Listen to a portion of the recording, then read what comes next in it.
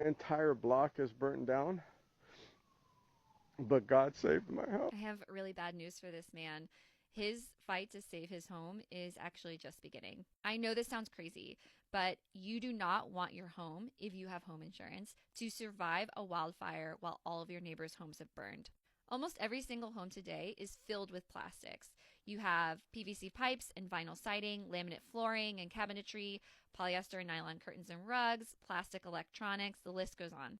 And when all that shit burns, it creates an extremely toxic smoke. It can include lead, arsenic, asbestos, and cyanates. According to a 2022 study, burning the types of plastics found in homes produces smoke that is way more toxic than wood or cardboard. It also causes more inflammation and lung injury in mice and is more mutagenic. If your house heats up enough but doesn't actually catch fire, all of those plastic products can also start breaking down, like polyurethane spray foam that could be in your walls.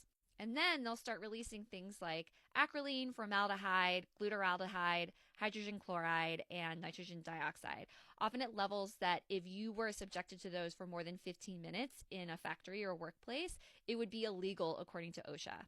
By the way, there are no similar enforceable US standards for home indoor air quality. This isn't just a problem for when the fires are actually going for air quality. Your home will catch all of this smoke that's coming off your neighbors' homes and it will impregnate all of the materials in your home and they will become chemical reservoirs and release those toxic chemicals back out into your home. But insurance companies do not cover chemical contamination. So if your home is still standing, the insurance company will just offer to pay $20,000 or $30,000 to a professional cleaning company, and then they'll tell you that you can move back in, even though your nose tells you that something is very, very wrong because you can still smell it. This is actually already happening in Maui, where wildfire survivors are saying that their insurance companies won't cover the actual cost to remediate their homes, but they can't move back into their homes because they're too toxic to live in.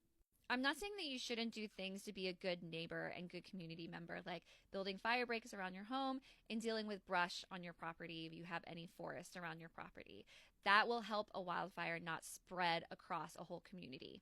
But if you're spraying down the roof of your home hoping that it will survive when all of your neighbors' homes do not, I wouldn't recommend that because if your home survives and your neighbors' homes don't, you might actually be in a way worse position financially and with your health than if your home had just burned to the ground and you got a full total loss payout.